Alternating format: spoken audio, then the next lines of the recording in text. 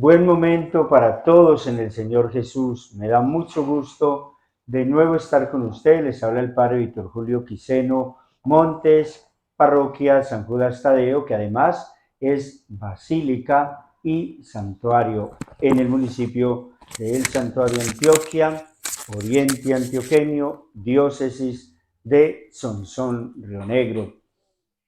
Hemos venido trayendo unas entregas sobre la vida y obra del Padre Jesús Vicente, Padre salvatoriano, oriundo de este lindo municipio, nacido en Guadalito.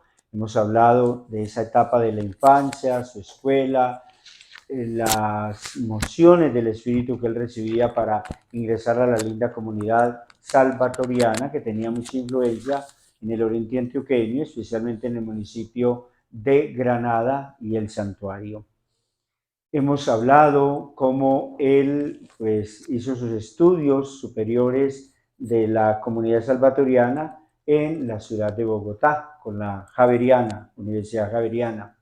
Fue enviado a España, allí desarrolló un trabajo exquisito sobre el noviciado y las escuelas de pensamiento eclesiástico que tiene la comunidad salvatoriana. Luego fue enviado de nuevo a la ciudad de Bogotá y desde allí a Manizales, es decir, regresa a Colombia y continúa ese trabajo hermoso, juvenil y vocacional, entendiendo la autoformación de los jóvenes de aquella época.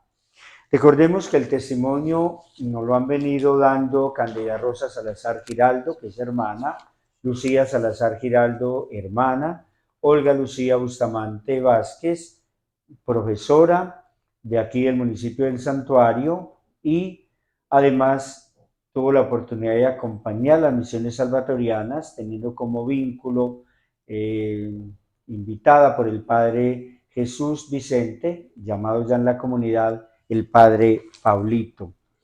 Nos interesa que continuemos este programa pidiendo salud del Espíritu Santo.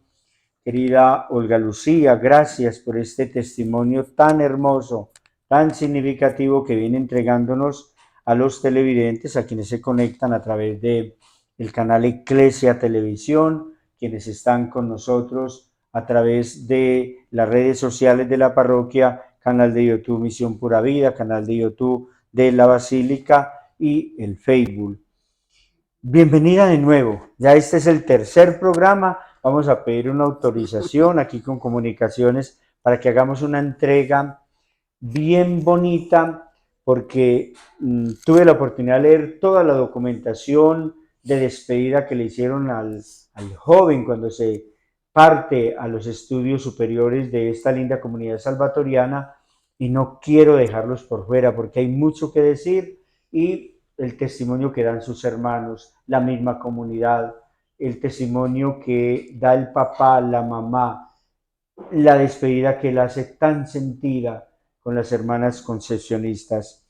Quiero que avancemos un poco sobre el padre Jesús Vicente, llamado Pablito en la comunidad salvatoriana, y es cuáles fueron las etapas de los grupos misioneros creados por el padre Pablito, en dónde se desarrollaron estos y cuáles fueron las pastorales que desarrollaron.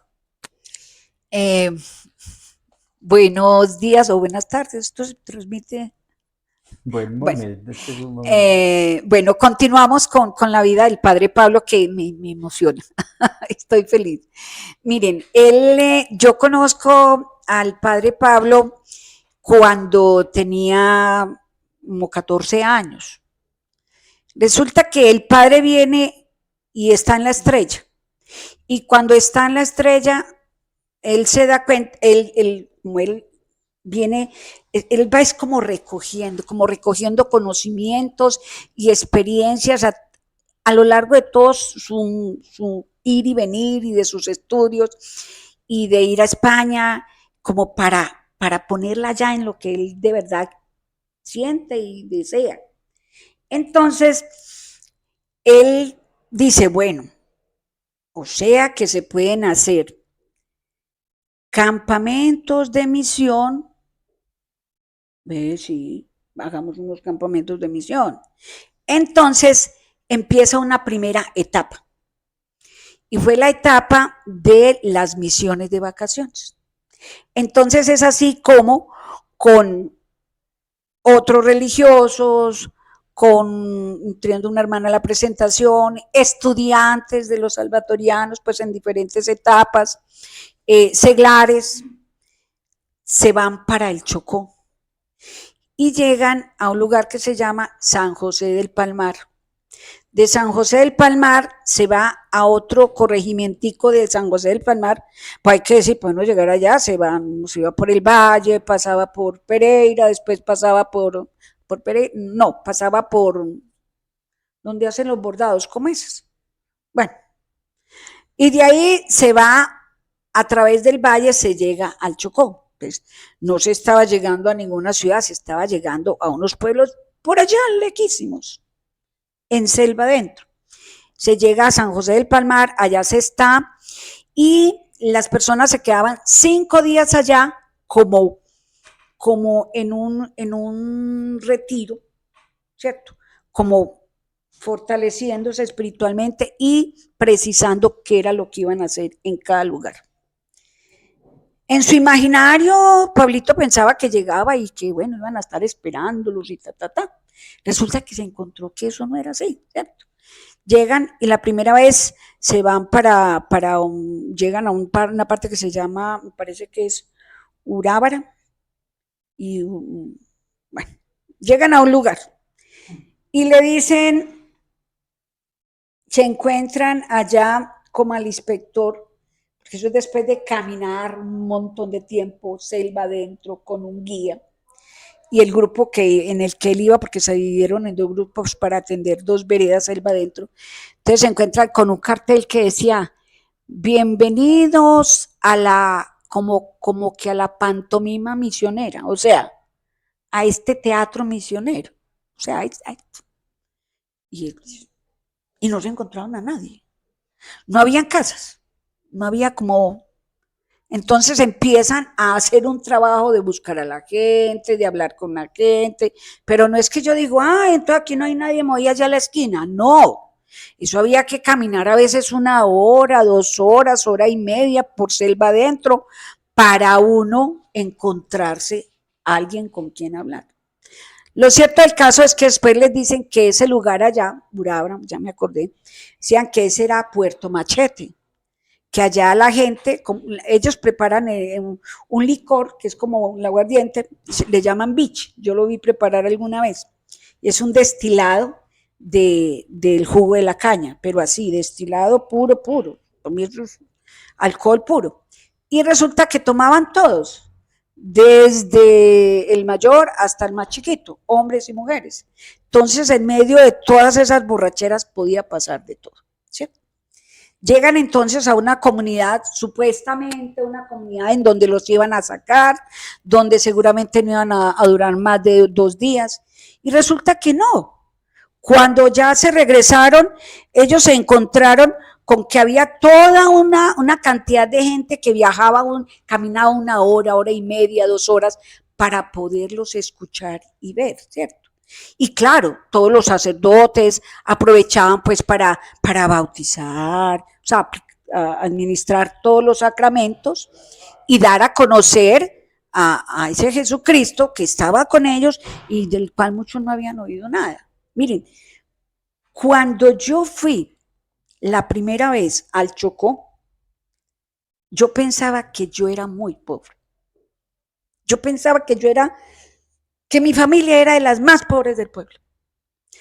Cuando fui allá, me di cuenta que yo era una desagradecida, porque nos encontrábamos personas, niñitos completamente en peloticas, con esos ombligos grandotes, así como un botón, corriendo por todas partes, unos negritos todos barrigoncitos, con unos ojos lo más de lindos, así brillantes, y que se le colgaban a uno, y las mujeres con un trapito acá, como una especie de falda, pero no veía que era una tela, nada de aquí para arriba porque no había, y hombres que usted los veía también con una pantaloneta y una camiseta tan raída que de verdad que parecía un colador. O sea, ¿qué pasaba? Era su única prenda. Lo mismo las mujeres. Era su única prenda. Y entonces yo decía, Dios mío, y yo me quejo, y yo tengo más de 10 prendas. Y yo me quejo y tengo más de un par de zapatos. Y yo me quejo y en mi casa por lo menos hay aguapanela y arepa. Pero usted llegaba y se encontraba con que en una chocita muy humilde habían 10 niños chiquiticos, así, en escalita, que tenían un tarro de galletas donde hervían agua o donde cocinaban lo que nosotros llamamos los dátiles, los murrapitos. Ellos cogían, los cocinaban así, verdes, con sal, y eso se lo comían. Esa era la comida. Y si estaban muy de buenas, si estaban en cosecha de chontaduro, pues entonces, claro, se cocinaba el chontaduro, todos se sentaban en el piso alrededor de los chontaduros y cada uno iba comiendo, ¿cierto? Entonces uno decía, Dios mío, ¿cómo viven? ¿Cómo se sostienen? La selva les daba, pero no les daba tanto. Y habían ríos hermosos, ríos hermosos. Yo la primera vez que vi el río Ingará, yo dije, Dios mío, este es un río miedosamente hermoso. Eso era una cosa gigante, grande, sonaba la cosa más linda. Mejor dicho, uno se sentía como una hormiguita. Esa era esa era como la grandeza de Dios ahí, en esa naturaleza, en ese río, en todo, pero indudablemente que era un río muy peligroso. Y ya no tenía peces. No tenía peces porque muchas veces la gente, por el afán de conseguirlos, tiraba tacos y habían acabado con la pesca. Entonces, apenas aparecían unos pececitos así chiquiticos que les decían guacucos, eran muy ricos, pero ustedes sí que se comía un guacuco en un mes, era una cosa rarísima. Bueno, también aparecía, tenían en algunas otras partes tenían eh, plátano, un plátano muy grande, muy bonito. Cuando había plátano era muy bueno porque entonces también había comida. Pero usted se encontraba otras condiciones que era, o sea, primero que usted tenía que llegar y empezar lo que decía el padre Pablo, usted llega y conoce la cultura de estas personas. Usted no puede decir es que esto está mal hecho, usted no puede decir es que esto está pecado. ¿Cómo le va a decir usted a una persona que no tiene ropa que es pecado que las mujeres no tengan ropa de aquí para arriba? ¿Cómo le va a decir eso? ¿Cómo le va a decir a un niño que no tiene ropa que es pecado que usted esté por allá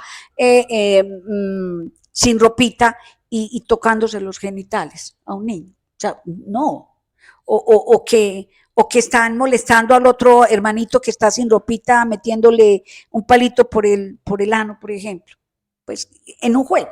¿Cierto? Usted no puede hacer eso. O sea, era empezar a mirar qué estaba sucediendo allá y empezar, por ejemplo, a mirar cuáles eran sus fuentes de ingreso, cómo se podía transformar esas realidades de allá, cómo se podía empezar a intervenir la comunidad, pero desde lo que ellos mismos consideraban que les estaba haciendo falta y que podían cambiar y que les gustaría tenerlo y que era bueno. ¿Qué cosas ellos consideraban que no debían hacer o que no debían vivir?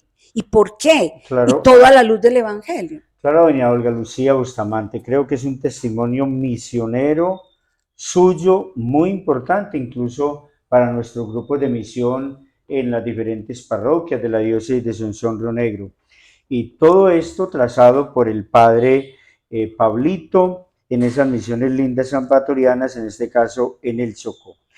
Yo sí quiero, porque ya para este último programa el tiempo se agota, y yo sí quiero que usted Esta parte sí es muy importante. nos diga un poquito sobre esas características humanas del padre Pablito, características humanas, pastorales, sacerdotales de Pablito, y a la vez, ¿por qué estamos hablando de él hoy? ¿Qué hay de hoy? ¿Qué hay en el hoy de él? En la memoria de quién está. Yo entiendo que hay comunidades, no sé si en el Chocó, que celebran el día, por ejemplo, de su muerte, para que también leemos la palabra de nuevo a Cándida Rosa y a Lucía Salazar en este momento tan lindo de despedida de esta tercera entrega y de agradecimiento. Bueno, vea, yo digo, estamos empezando apenas como la parte fundamental de su obra. Yo trataré de resumir poquito porque hay mucho por hablar. Pero mire, esa primera etapa fueron las misiones de vacaciones, en donde hubo mucha gente. Pero resulta que al llegar de esas vacaciones, o sea, al llegar de contacto con la comunidad, se llegaban a 5 días de análisis, de reflexión, de mirar qué, o sea, se volvía a repensar, era acción, reflexión, acción, ¿sí? Y a la vez cada uno de los que estaba allá o los grupos de personas que estaban allá, que eran de diferentes partes del país, entonces llegaba y en su lugar formaba un grupito de misión. Entonces allí teníamos nuestros propios grupos de misión y empezábamos a trabajar. Lo mismo que trabajábamos allá en esa comunidad, lo empezábamos a trabajar al interior nuestro. De ahí que él haya escogido el nombre de Pablo. Claro. Pablo, que donde llegaba dejaba comunidades y Ajá. luego a través de cartas retroalimentaba y algunas de ellas lograba luego visitar. Sí. Pero sí, ya por el tiempo tenemos que centrarnos. Nos quedan faltando en 3 esa, etapas. en Se las esa menciono así sea que después hablemos de ellas. Sí, solo mencionadas Sí. para que ya en una cuarta entrega de algún programa. Qué bueno fuera que sí. Miren, se da una segunda etapa en donde dicen, bueno, esto está muy bueno, pero es que nos vamos y hay cosas que no. Entonces, ¿por qué no organizamos unos equipos permanentes de misión? Y el padre Pablo pide permiso, se lo da a la comunidad y se va para el Chocó en un equipo permanente de misión.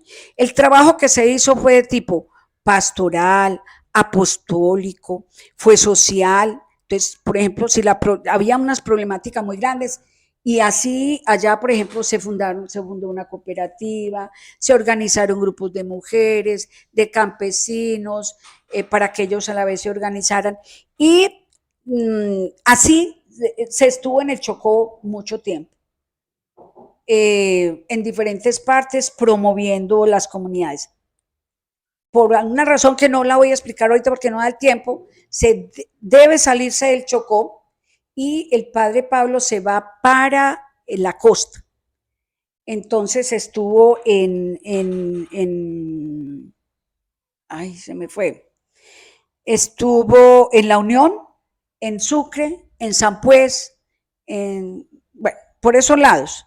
Y ellos pensaban, bueno, ya tenemos una experiencia, aquí podemos aplicar esto o lo otro. Pero resulta que se encontraban con unas realidades totalmente distintas y tuvieron que volver a empezar, reaprender, construir cosas nuevas. Claro, él es el itinerario misionero, sí, que siempre hay que estar ajustando una cantidad de cosas y de acuerdo al contexto en el cual se encuentra el misionero, pues hay que leer también esa cultura de la gente y hacer que el evangelio se vuelva cultura. Eso que usted está diciendo es muy importante, perdón. Quiero que me le pase el micrófono a Candidita para que ella tiene unas palabritas de agradecimiento a Claver por ese trabajo que estamos realizando y claro, quedamos como en deuda con un programa número 4 que debemos realizar porque hay mucho testimonio y gracias de verdad doña Olga Lucía Bustamante Vázquez por ese testimonio tan lindo. Ahora sí, las palabritas suyas que quiere dar a Claver por este trabajo que está realizando tan bonito.